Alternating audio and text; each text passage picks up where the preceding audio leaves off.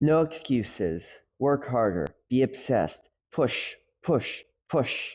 Keep going. These are the things that we often glorify. We have this obsession with obsession. We glorify it. We praise it. We think that no days off, grinding, pushing, that's all that matters in life. But often there's a cost to obsession. There comes a point when being motivated can go from your greatest strength to your biggest weakness. In this episode of Brain Strength, we're going to dive into the dark side of motivation. We're going to look at when drive becomes obsession, when it becomes too much. Because there's that fine line between drive and self-destruction that we have to walk to be our best selves. Before we can get into understanding the dark side, before we can understand the obsession of pushing, of trying to achieve everything, we have to understand motivation at its core. Motivation at its core can be broken down into two types, intrinsic versus extrinsic.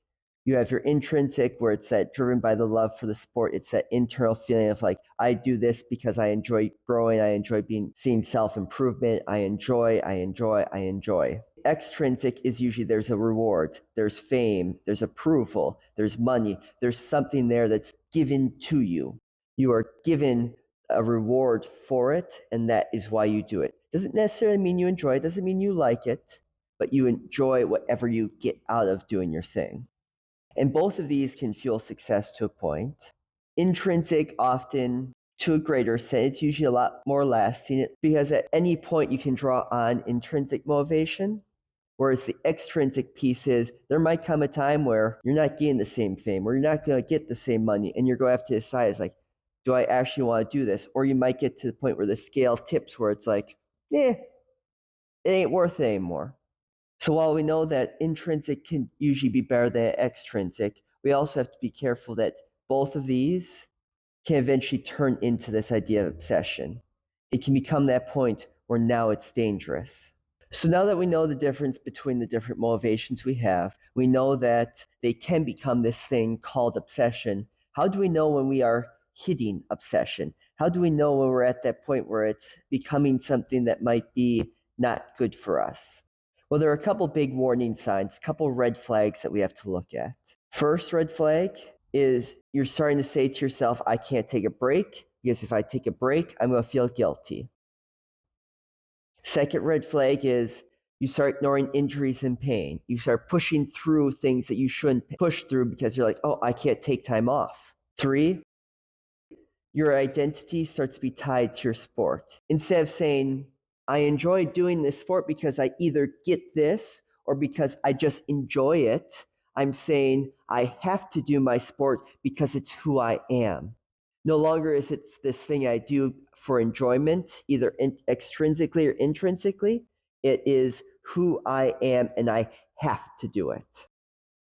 And then the fourth red flag is you start feeling anxious or worthless, depressed, stressed if you miss a workout. If you miss your sport, it becomes this mental drain on you. That's the red flag that your motivation has become obsession. It's become dangerous and dark. So why is unchecked obsession so dangerous for us? We're thinking like, well, if I'm obsessed, then I'm going to be driven to just be better, right? Like, what's wrong with that? Well, a couple things. First, the identity piece that I talked about there. When you're so identified with the fact that I am a track athlete, that's all I am just this athlete, you're more likely to be burnt out. You're more likely to hit exhaustion. You're more likely to become depressed. You're more likely to hit all these other things. You eventually hit the point with obsession where you're no longer intrinsically or extrinsically motivated because there is no joy. You're just compelled to do a thing. And when you're compelled, you start hurting, you start burning out. You're not having as much joy, you're numb. Things feel like a chore. And eventually you're going to get to the point where the obsession is going to turn into, I just don't want to do this anymore. The next danger to it is you can become injured and overtrained. When you're so obsessed saying, I can't take times off, your body's going to have its limit. If you don't take time off, your body will make you take time off. As he has it, spinning in trouble. Oh, he's limping, he's hurting. Colby's hurting. Serves. Ryan again, going to work, falls down. Again, he's struggling. He's going to stay down there for a bit. Trying to massage that left ankle. It will force you to stop when it hits that limit. And if you're someone that's lucky that you haven't hit burnout yet, you haven't hit injury yet, maybe you're someone that's struggling with the identity crisis. Because your self-worth is now so tied to your sport. You're so obsessed with winning that championship that when you go a year after year after year without that championship, you say, I am not worthy because I have not achieved this thing I should have. Or you hit that spot where I am so obsessed with it, I get through my whole career and now sport's over. And I'm left at that spot where, what now?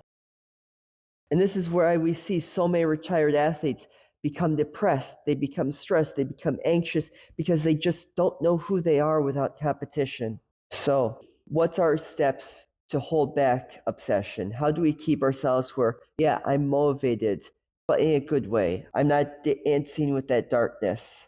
The first thing I have to say is being dedicated is a great thing. As someone who coaches athletes, who's coached athletes, dedication is great. I love it. I love an athlete that comes in and is like, I want to be great.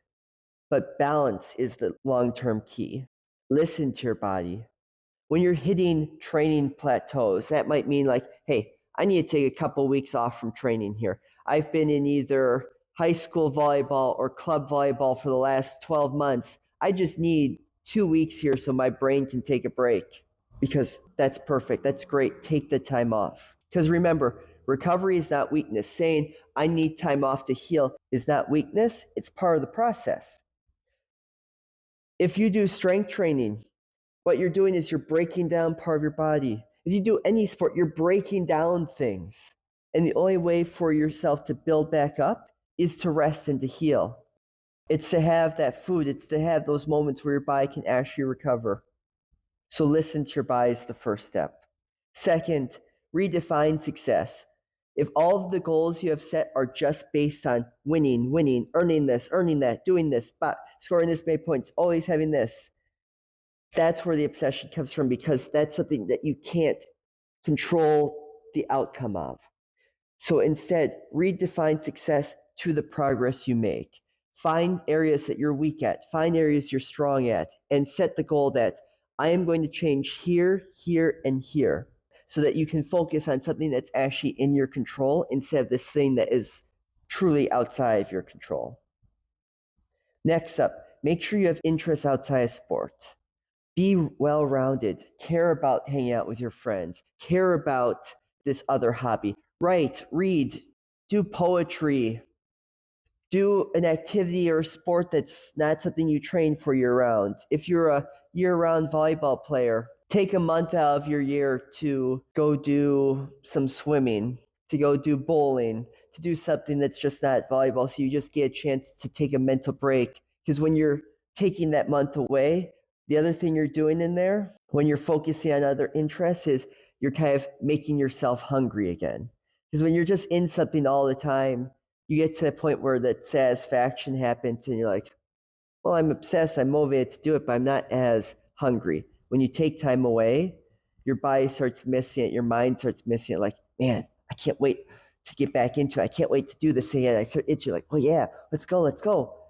And while you're just giving yourself a break, you're also building that hunger again. And when it comes down to understand that the best athletes aren't just the hardest workers, they're the smartest ones. They're the ones that understand how to keep a fire burning without letting it consume them. They're able to find that balance that says, I want to keep pushing, but I don't have to push. It's not the only thing I am. But if you ever need help with this, reach out to us at Your Brain on Track. Follow these videos, like and subscribe.